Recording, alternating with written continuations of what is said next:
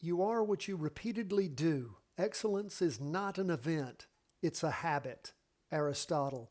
My friends, each and every day, our excellence is formed by spending 10 to 15 minutes tracking price movement and accurately increasing your ability to accurately predict where price is going.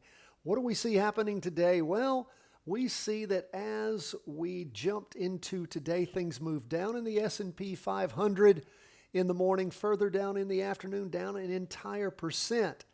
In fact, stocks and Bitcoin were down. Bonds were booming up, gold up also. But let's look at where this down movement on the S&P leaves us. We can see that at the end of the day, we're in the afternoon, we had down movement on the wick actually penetrating the weekly trend line. The candle itself didn't, but it did go and tap down. And that's some strong movement, the strongest movement we've seen since the 20th of February, where things bounced down in the morning and the afternoon, a little bit down the next day, and then started moving back up. And of course, we had a strong move there on the 13th of February down. Again, we see where things punched through back in around the 21st. It punched through the trend line and then moved back up through it. So again, we're not punching through it yet. We have another strong day down. That might portend something. Lots of volume we can see during the day. And in those prior down moves, decent volume also. So we'll keep an eye on things. This week, we can see our volume. We're 2 days into a 5-day candle. And as we look at it, we're on tap to be okay. You can look at the 2-day, and that represents Monday and Tuesday. It's finished drawing a little below average. Spinning top there, meaning indecision, but we've seen several of those along the way. Doesn't mean the markets are rolling over, but they have slowed down as for today. We'll see what happens tomorrow. We look at the NASDAQ down even more. In fact, the candle penetrating the weekly trend line on the NASDAQ. This is QQQ, and what do we see going on with the 2-day? Well, we see average volume there. We see a spinning top, and again, above average volume in the half-day. And we're on target to be about average for the week. We can see that we've got a small green candle. We've got a little bitty wick on the bottom if you look real close, and a wick on top, not reaching the high of last week. So we'll keep an eye on stocks. At some point, what goes up does come down.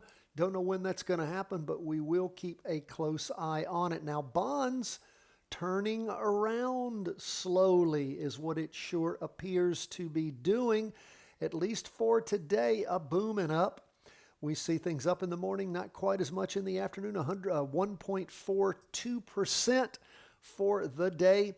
We can again see we got not quite average volume on the 2-day chart, higher than average volume in the morning, below in the afternoon on the half-day chart. And this week, volume looks all right 2 days into a 5-day candle. So we will keep our eye on bonds and see if indeed this up move is going to be sustained. And if bonds are reaching a bottom, we don't have anything helping us out with volume here, showing us that we've tagged some kind of bottom and a strong turnaround's underway.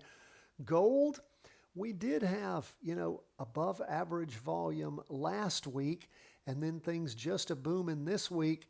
And again, we really volume hasn't helped us totally. We can see we had almost average volume with that red down candle, and then things turned around, but didn't accelerate till a week after we started getting green candles. Harder to make that call. But gold up for the day, 0.60%, and of course has blasted through our prior ceiling, which is good to see with gold. And of course, we've been telling you that, as you look at things, don't forget to keep an eye on the gold miners, GDX. We've talked about that.